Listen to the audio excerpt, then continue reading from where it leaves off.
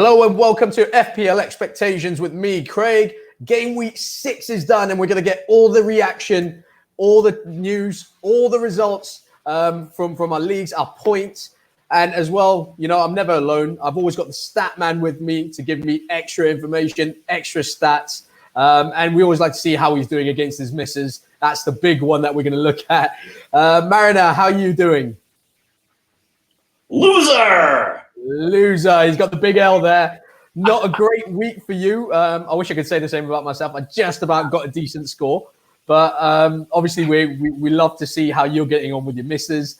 But you're going to give us more detail into your team and how your game week 6 went. What we're going to look at today is your reaction to that team week. We want to see your potential transfer plans. I understand you have 2 free transfers ahead of game week 7. And then we're going to just go over the watch list and see who's really caught your eye, what your metrics are saying. And then we're going to entertain some questions from the community. So we're going to dive right into that with your team. And yeah, Mariner, what was it? 40 points for game week 6. Yeah.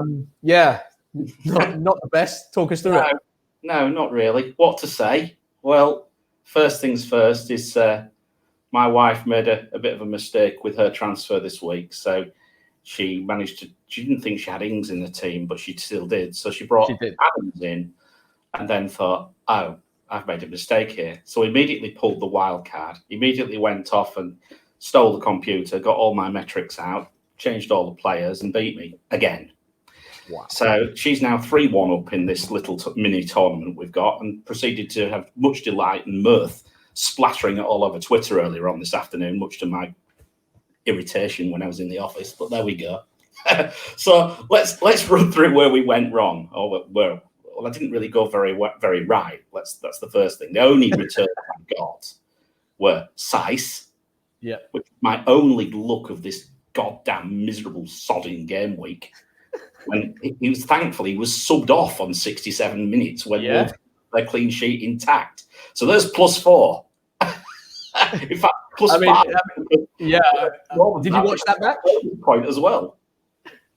So did you watch that match? No. Yeah, you didn't. So no, I'm sure there were Sice owners out there that were overjoyed at the fact that you got substituted while they still got a clean sheet. It must have been a bit of a heart wrench for you when you woke up to check the scores and you saw that it was 1-1. But then emotions changed quickly once you seen he got subbed off. But then I thought, well, he's got 7 points. So then I realised, I mean, look, that is the only bit of luck that I had in this awful game week.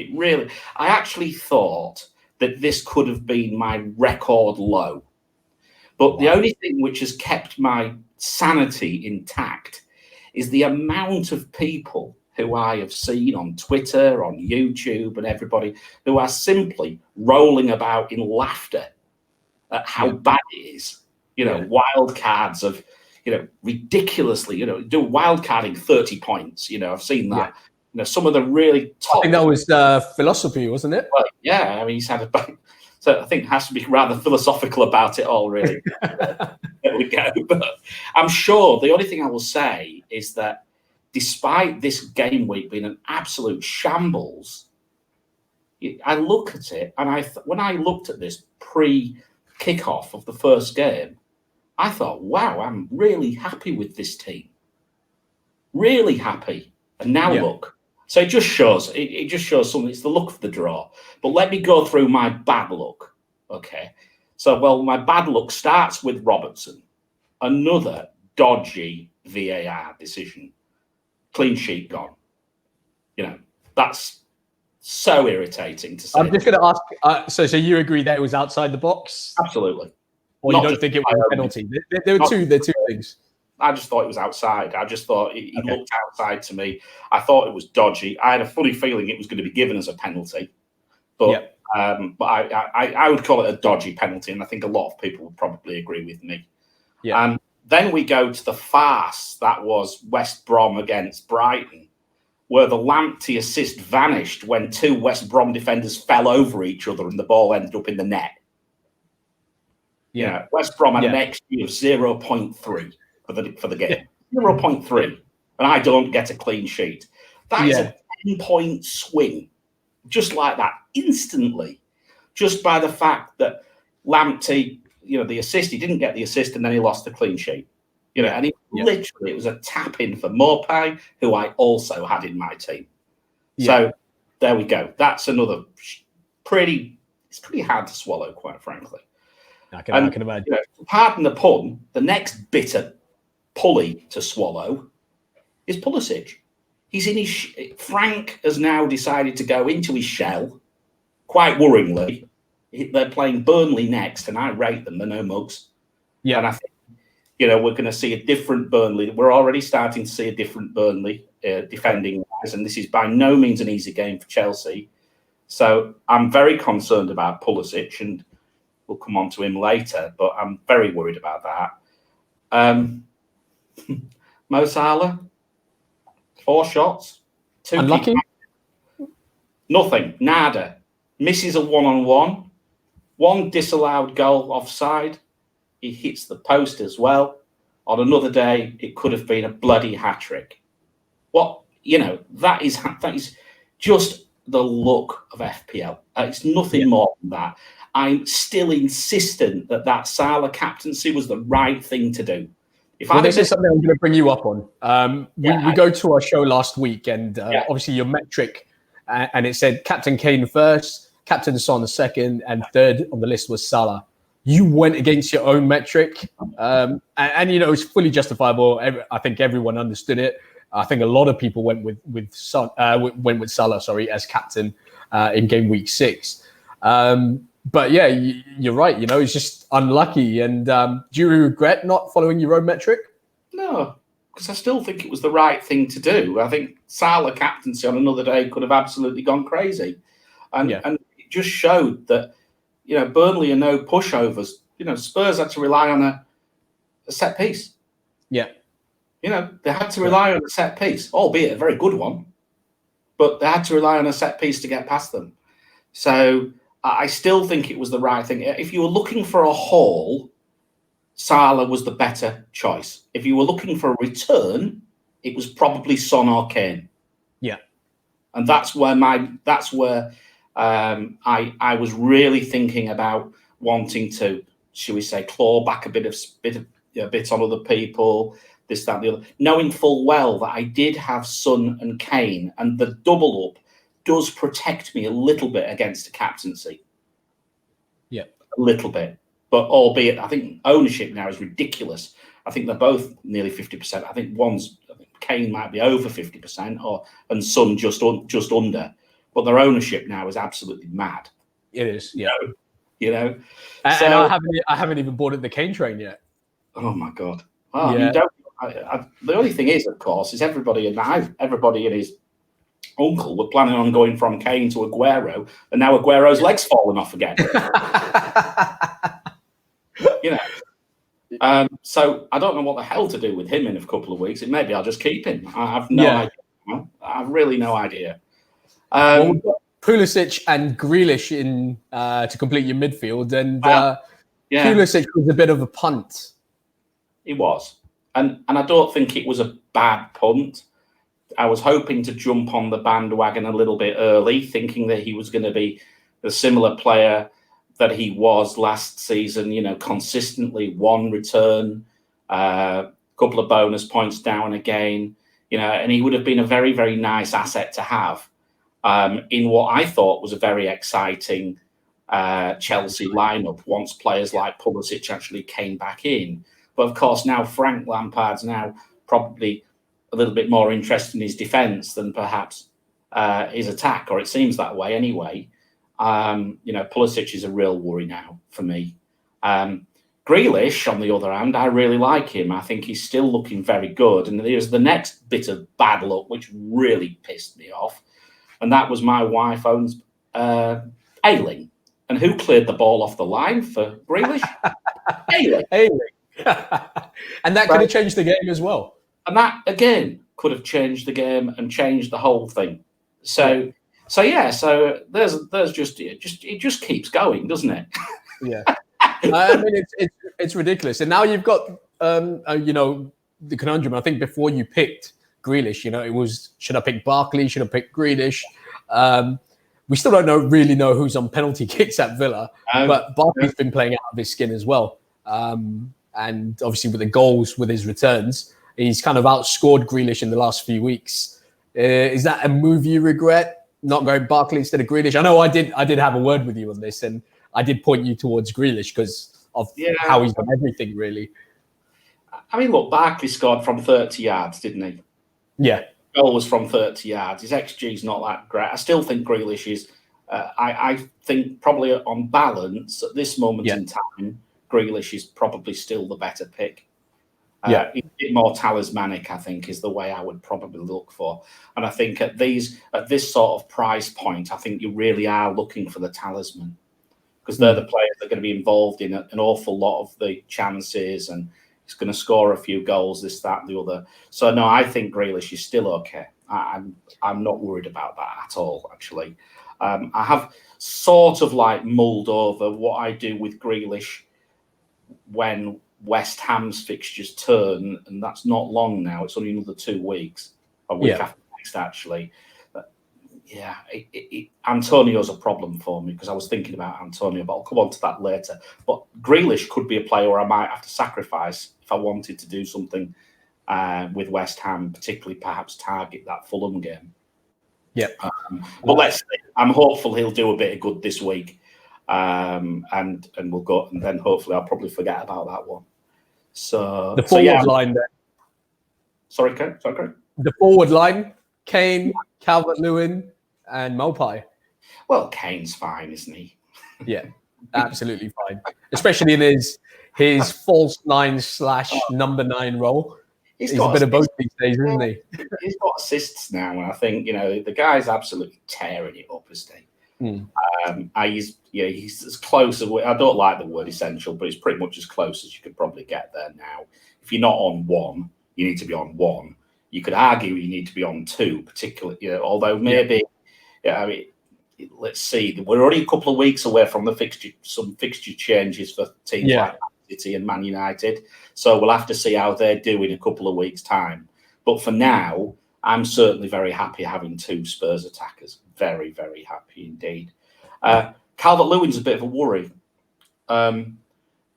Rodriguez has got a knock. We don't know whether he's going to be out or not. Dean has been sent off. Richarlison is also serving a suspension. I get the feeling that his service might dry up somewhat. Yeah.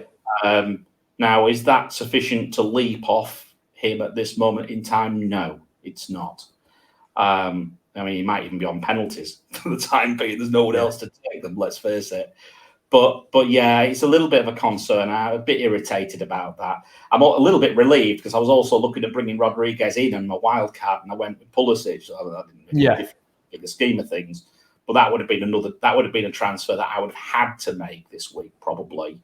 And I think the other thing is that, with these games coming fairly thick and fast, and it's hard for these players to recover, isn't it? And I think like players like Rodriguez, he maybe didn't particularly play an awful lot previously, so he might take a while. He might be a little while before he comes back. I don't know. I'm not entirely sure. But if he is missing, and if Dean's suspension doesn't get rescinded, I think Everton could have a quiet couple of weeks.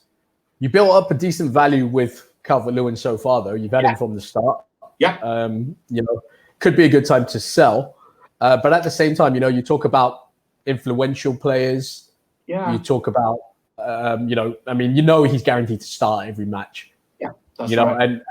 And that's always a key. There's no rotation risk with him. The only thing that concerns me is following up from what you said, which was the service. And if we look at the match over the weekend against Southampton, he only had his first touch in the box in the 80th minute. Yeah, that says it all. And that is very worrying. Yeah, that says it all for me. And I mean, people said to me, "Why did you bring DCL in? He didn't have anything in the after the lockdown. He did nothing." Yeah. And the reason I brought him in was for exactly that reason. There was all of a sudden there was going to be some service. Yeah. And now that service seems to have vanished. And as much as Richarlison trolls me something chronic, I think they miss him. I think they genuinely miss him, and he can't come back quick enough for me. To be honest. They did look like a different outfit. I mean, Iwobi came on in his place and didn't look anywhere near like he was fit enough to have an impact on the game. They're just not the same level. They're not the same level, and Rodriguez has just had the ability, and Dean as well on his set pieces and dead balls and things. They're a good. They need these players.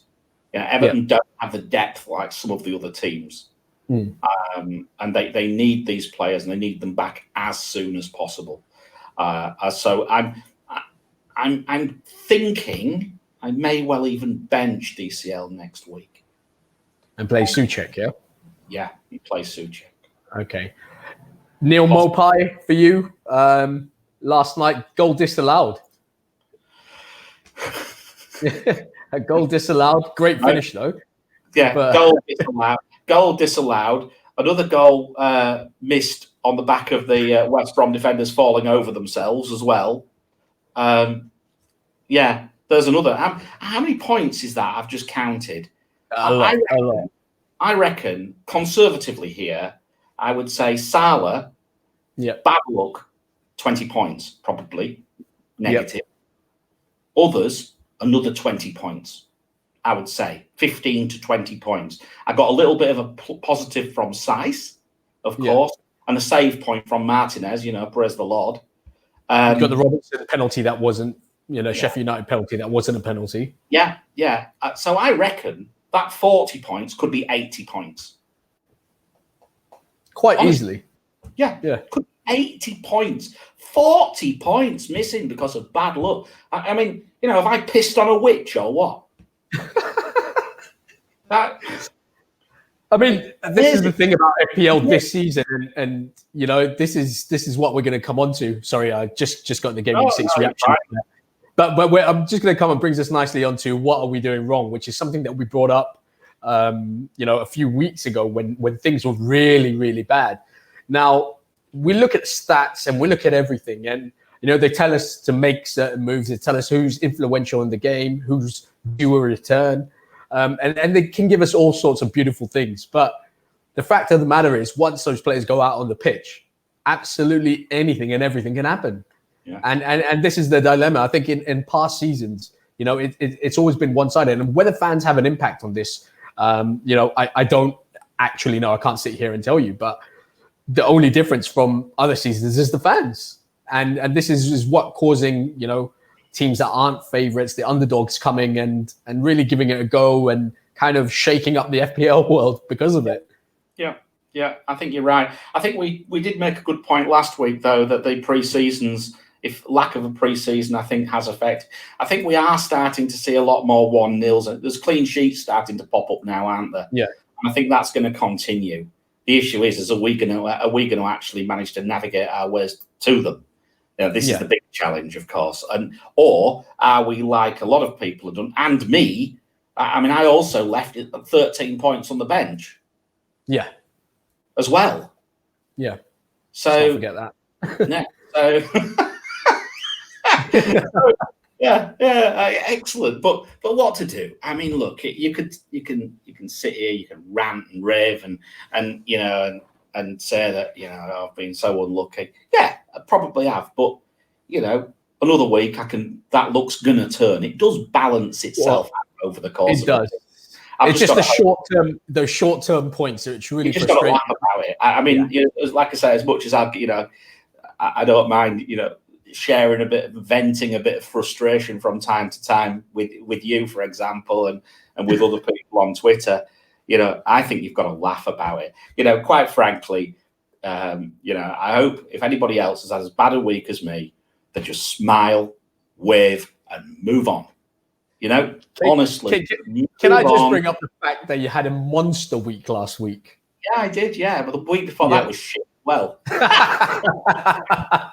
it can't be Mariner week every week, mate. But every other week at the moment. but no, of course, yeah. I had a good week. I have a bad week. I'm still only with that terrible score. I've gone down 400k. I went down from about 800k to 1.2 mil. So it's not bad. At this time last year, I was at 2.5 million and wondering what on earth to do with myself. So, Yeah. this scheme of things, I think the team's set up quite nicely. I genuinely am struggling to think what I'm going to do. I've got some ideas, but I'm thinking, do I make the move? Do I actually just hold it? Do I even burn the transfer? Do I even burn a transfer? When you've got 40... This is what we're going to come on to now, which is your transfer plan. I'll move across to it. Hang on a second. 2 free transfers for you. And now you face, the question, do you burn one? Because your team's okay. I mean, it's not so bad. I think, like you said, you've got a Calvert-Lewin problem, but that's a very short-term thing. You do want to keep him for the long run. But more often, you probably look at Pulisic if you're going to make one. I think so. I mean, look, there's a couple of options. I'm a bit worried about Size because he got substituted off. Now, speaking to some Wolves correspondents, I've been trying to get the lowdown on it, and I can't get it. Is Kilman going to be the option? Is Size going to be the option? There's also, was it Martial? I can't pronounce it. Martial. Not Anthony Martial, by the way. And Semedo as well. So there's a lot of players there in Wolves, and we can't quite work out what Nuno's going to do. And why did he take him off at 67 minutes? That's what concerns me. If it had took Kilman off and shifted him inside, then I'd have been quite happy, but he didn't. He took Size off. When, of course, I got the benefit out of that in the short term, but the longer term is Size nailed? Now, Size against Crystal Palace, that's a no-brainer if he's playing. If he's nailed, that's a no-brainer. He's straight in my team. Because Crystal Palace, albeit, with Zaha, we'll come on to him in a minute, but I still think Wolves are pretty good defensively. So I like Size, but I am worried about him. So Size could move to Chilwell. Chilwell, to me, looks like potentially a very, very good route to points with Chelsea, particularly if Frank now finally decides to sort his defence out, much to Pulisic's problem, right? But if they keep keeping clean sheets, Mendy's back in goal, so they've got rid of that, waste of, may as well just put a dustbin in goal for Kepa. There's a wheelie bin there, So, even then, I think, Mitrovic is still at the wheelie bin, but there we go, there's another thing. But no, all the same, I just think it just looks to me that Chilwell is on set pieces. He's getting forwards. He looks a very, very tasty option. And I mentioned to you off camera that, for example, they're playing Sheffield United the game after next. And Sheffield United have conceded more headed chances than any other team so far. So I do think that there's a very, very good possibility that Chilwell might get something that game. So another reason why I'm seriously considering Chilwell. The trouble is he's just climbing in price a little bit. He's 5.8 now, I think. He is. I think a lot of people are jumping on that bandwagon. Rightly so. But to make that money, obviously, and I've got a little bit of money in Size now as well, because I've been quite fortunate. I think my team value is now about, I should have checked before I came on, but I think my team value is about 102.5 now, which is good. I'm very happy with that, actually, albeit with a wild card burned. But that has allowed me perhaps to do one or two things that maybe what some people cannot do, in a sense. But I would still have to downgrade somebody such as Pulisic if I wanted to go to Zaha. And I'm sorry, guys. I've had a number of people pleading with me on Twitter. Do not break Wilfred Zaha, Mariner. Do not break him.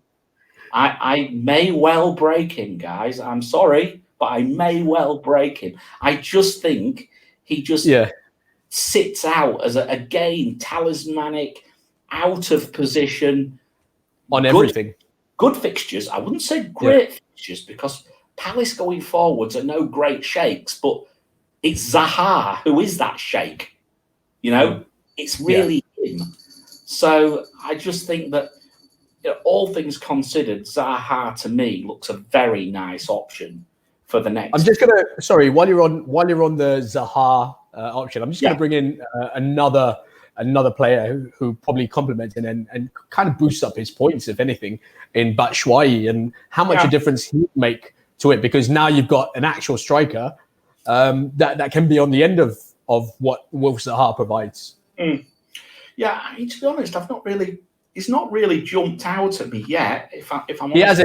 hasn't produced in goals. No. So I think he's got one assist as a return. If I'm not mistaken, he's got a bit of XG. I think he's got a chunk of XG I'll have to have a look actually. Now you've made me think, but I still think that Zaha is the man to go for.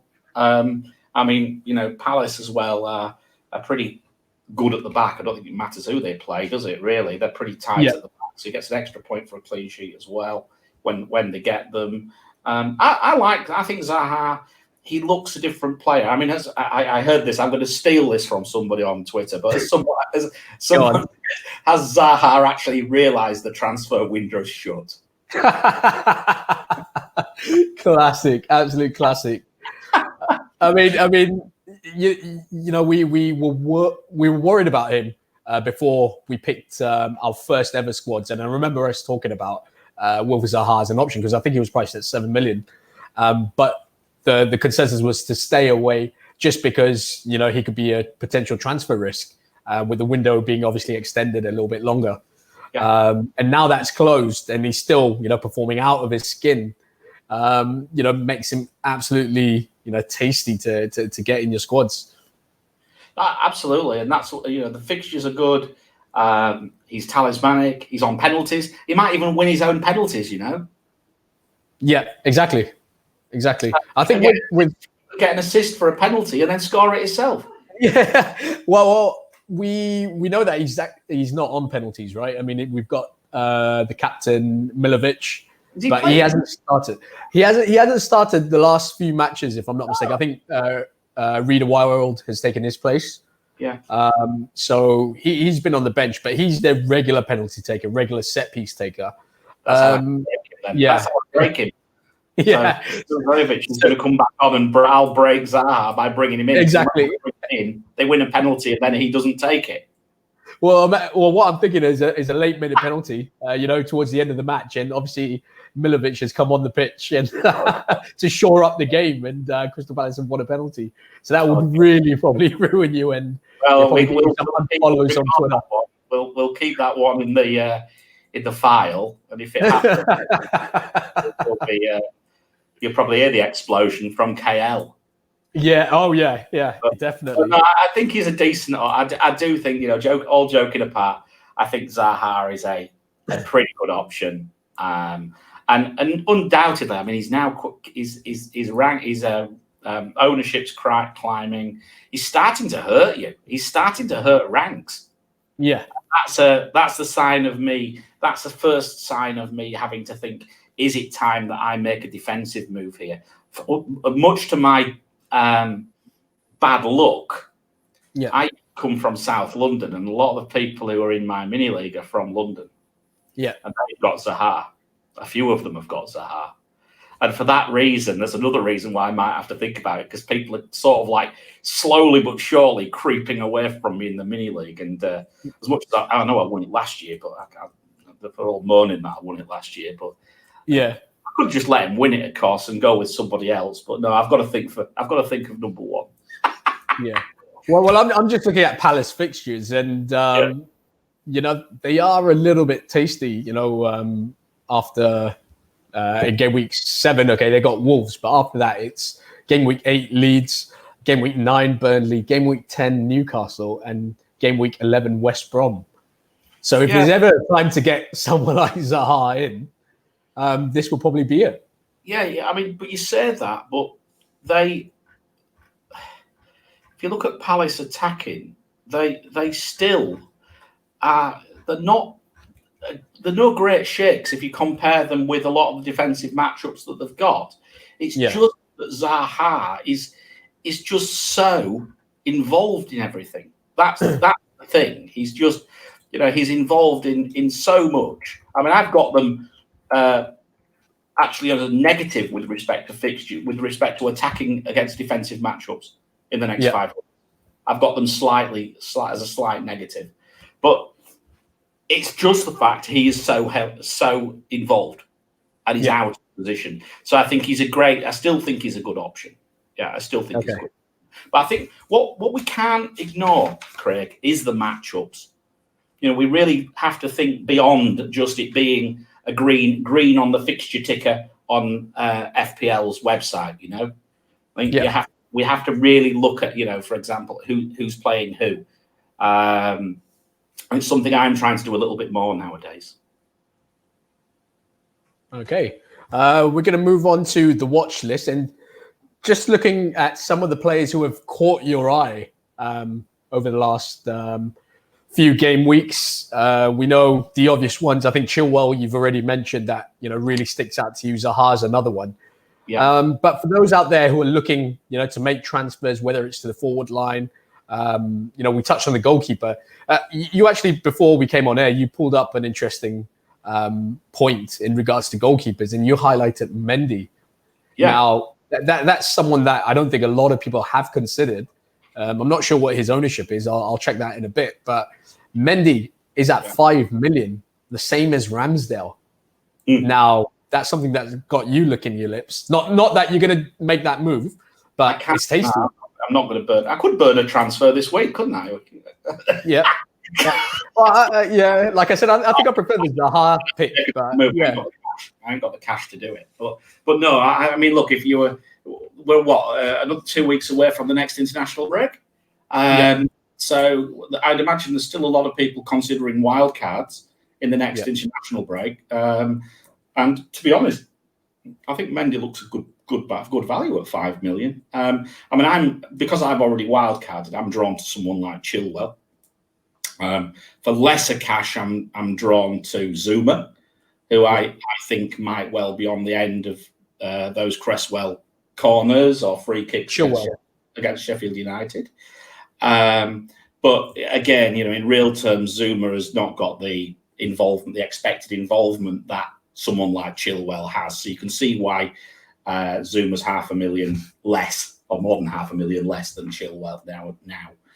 But no, I think Mendy as a wildcard option isn't bad at all. It's certainly if you're on Ramsdale and you've got a free transfer burning a hole in your pocket, you might want to consider it for this week.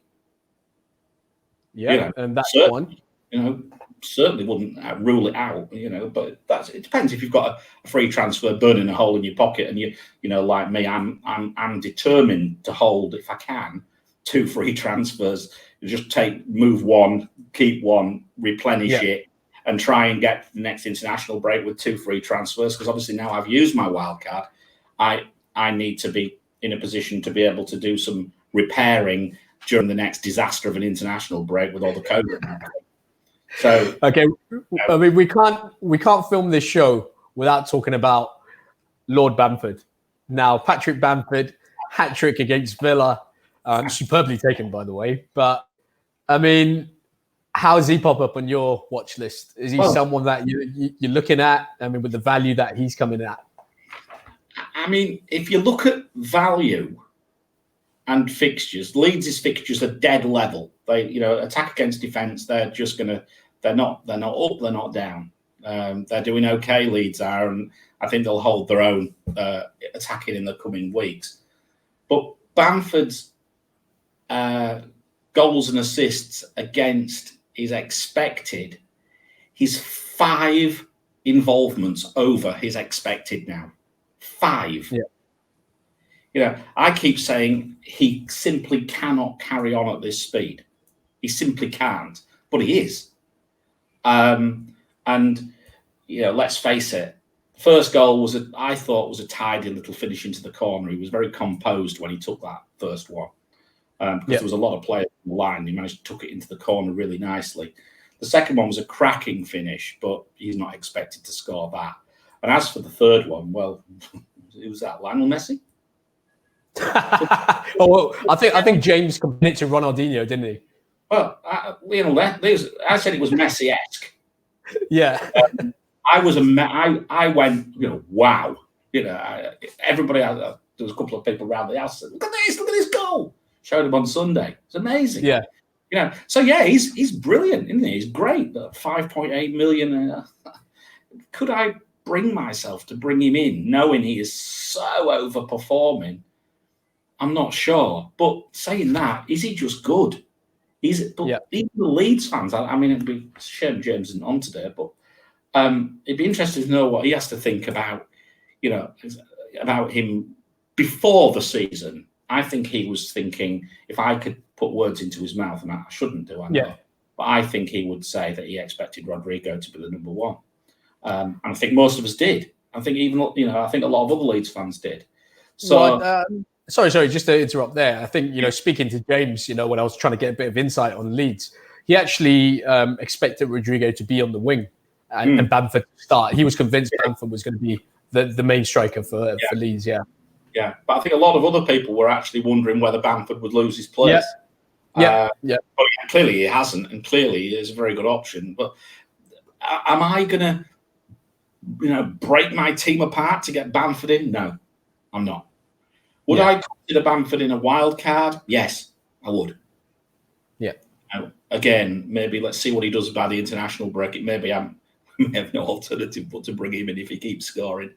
But I still think that I don't have to break my team apart to get to Bamford, and I've still got some challenges what to do with my own team. But he's a good player, isn't he? But can he keep it going? That's the main thing. Can they keep it going?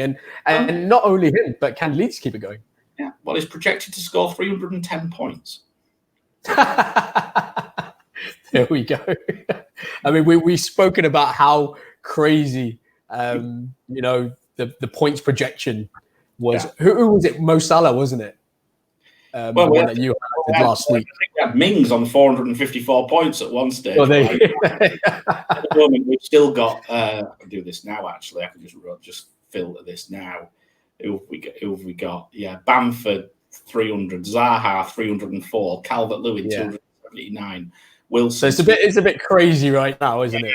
You see, this is where players are overperforming, and if you look at the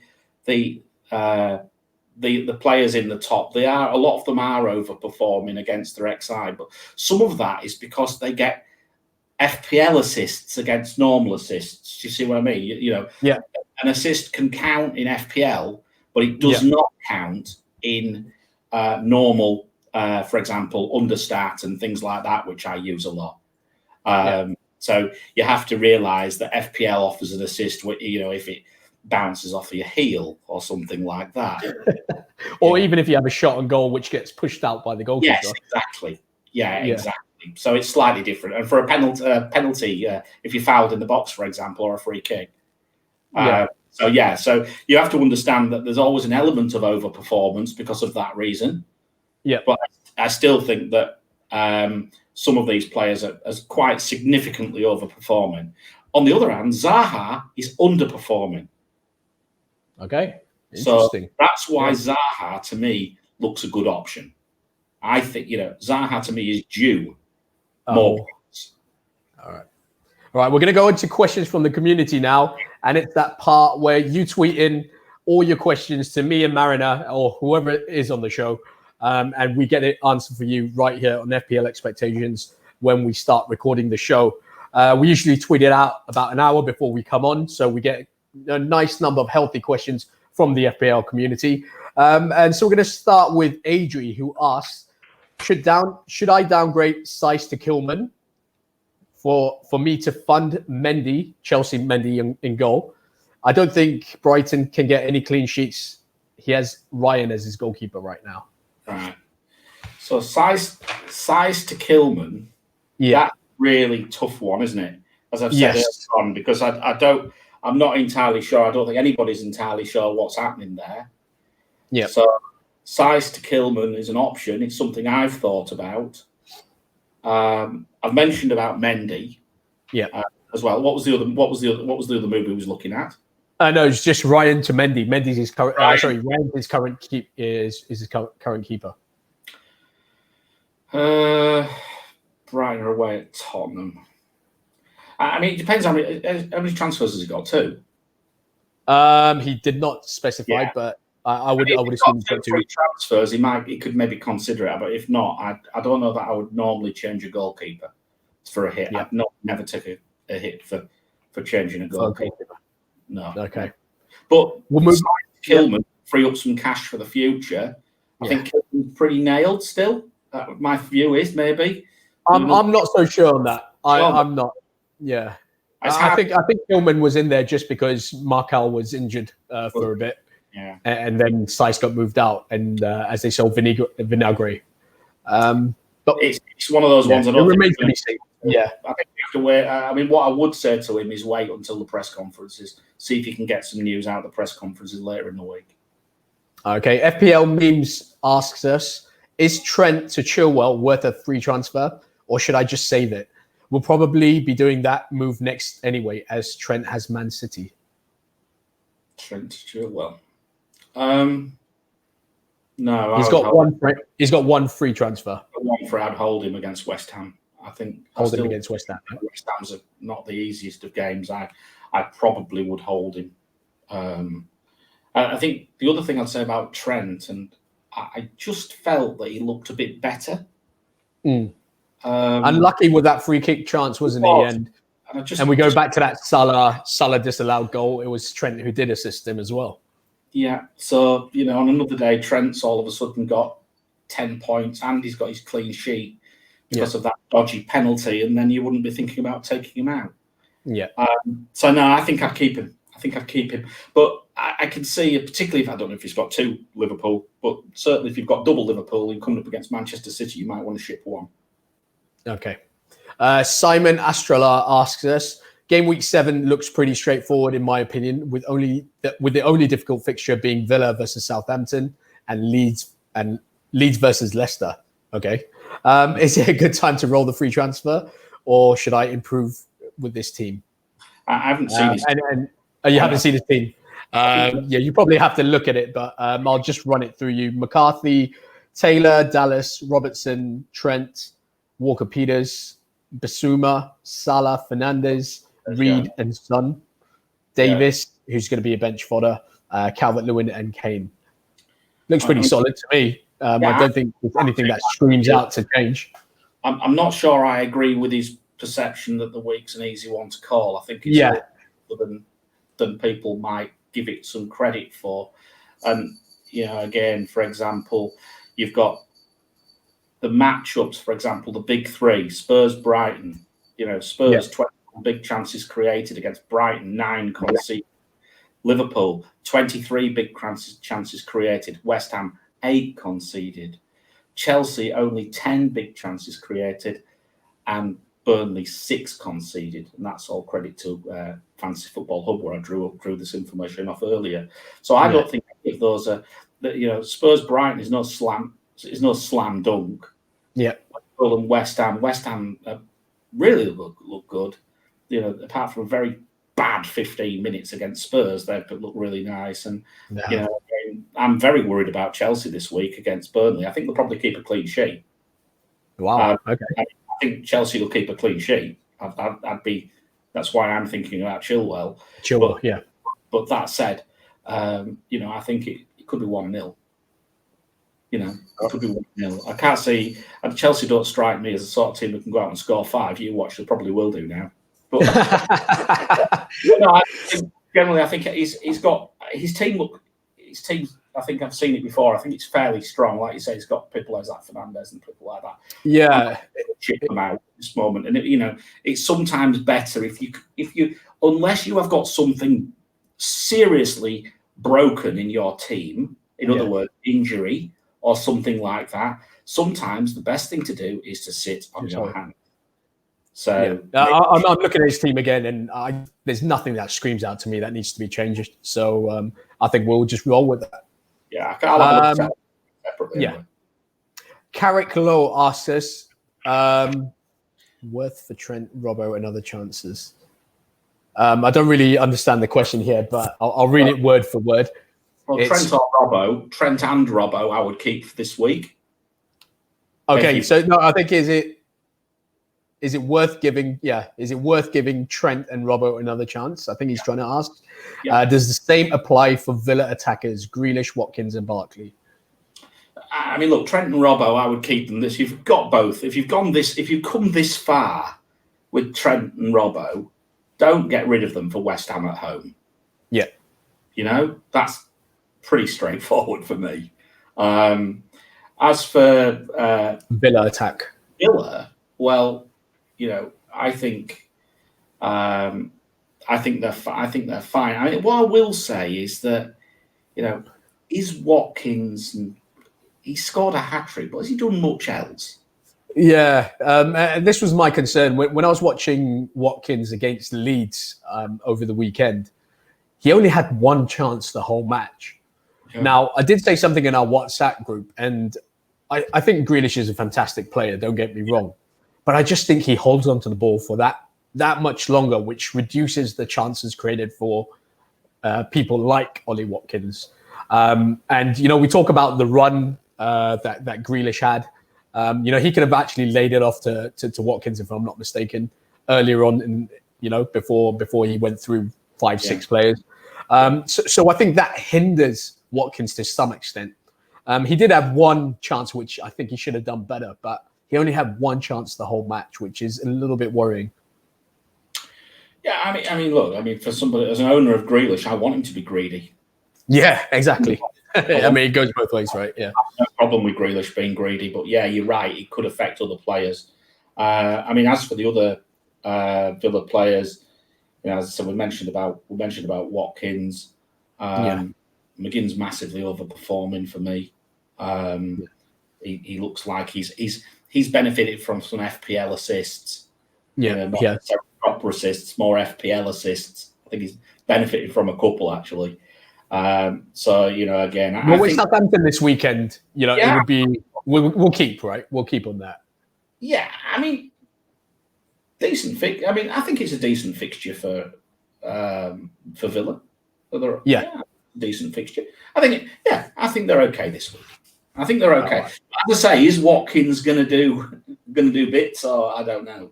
That's a more difficult. I mean, it's not an easy game, but you can see goals in it, can't you? Yeah, definitely. All right, we're going to move on. Peters for that reason. Say that again, sorry? I'm benching Walker Peters for that reason. That's my idea. You're benching Walker Peters, okay. SR asks us, best mid-price midfielder. Who is worth the investment, Zaha or Grealish? We've spoken about this. And then coming on to what you just mentioned about McGinn. Is McGinn worth to be part of teams based on Villa's fixtures in the coming weeks? I think if you can get to somebody like Bowen, or maybe a bit further to somebody like Foden, I think they're better options. I also think Costa's a better option from Leeds.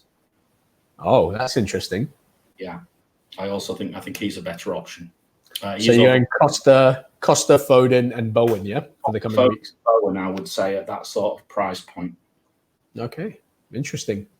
FPL Matcha asked us replacements for Aguero. I have Kane and DCL already. This is a harder question than this is probably. I think this is the hardest question that I've got. I mean, the obvious one, if his leg hasn't fallen off, is Antonio, but I think his leg's fallen off as well. Yeah, well, I mean, Moyes was confident that he'll be fit for the weekend, but remains to be seen. I really hope so, because my whole plan revolves around a West Ham double up against Fulham. Yeah. And then my idea was to move Mopé to Antonio and just leave him as my third striker. Just literally just leave him for nearly the full season if he probably didn't get injured. So I would say I don't think there's an immediate high value option. I'm still not completely made up on Leicester going forwards. So Vardy for me, I'm not 100% sure about that. He's obviously on penalties, but he's not doing a great deal else. No. Okay. Who else have we got? We've got Mr. Reliable, Jimenez. But their fixtures are turning. But he can still score against Arsenal and Liverpool, right? For sure. Yeah. Ings, I think, has I think their fixtures aren't too bad either. And I think, God help me, Shea Adams. Yeah. Well, that's one of your favourite players, isn't it? I don't. But that said, I think, look, if you're going to go down to someone like Adams or down to that 6 million bracket, Antonio Adams, then it depends what's in his team. He might be able to upgrade his midfield somewhat, right? Yeah, so it maybe can could perhaps move somebody up to someone like Son or somebody like that if he's got some cash. So it's very dependent on what his structure is. So, but a straightforward Aguero replacement is not an easy call at all. Okay, Neff asked us, game week 7, Son captain, Brighton don't look great. Brighton don't look great defensively, and add to that, Dunk is suspended. That would be my exact point. Dunk's suspended, and I think that is a big loss for Brighton, actually. They've conceded, as I say, 9 big chances compared to West Ham's, I think it was 8. I think Spurs are a good captaincy option this week. I think it's going to be very close, actually, when it comes to the community on the votes as to who captains Salah at home. Obviously, always captain Salah at home, Chris says, yes. And then it's a blank. And then it's a blank. But is he going to blank this week? Maybe not. But if I'm honest with you, I'm in 2 minds. My gut tells me to go with Salah. My numbers tell me to go with Spurs. Okay. Well, there you have it.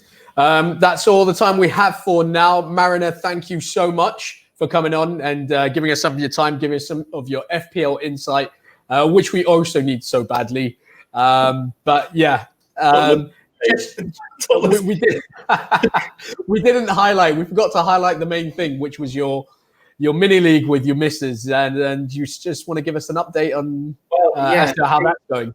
3-1 down. 3-1 down. So 3-1 down. As I say, she played a wild card because she cocked her team up. As it happened, would have left that, not played a wild card because both Adams and Ings returned. They did. You know, so it could have been a whole lot more. It did make me laugh a bit, but no, she's now second in our mini league as well. In our mini league, she's second. Yeah, I think she's only 2 points behind top.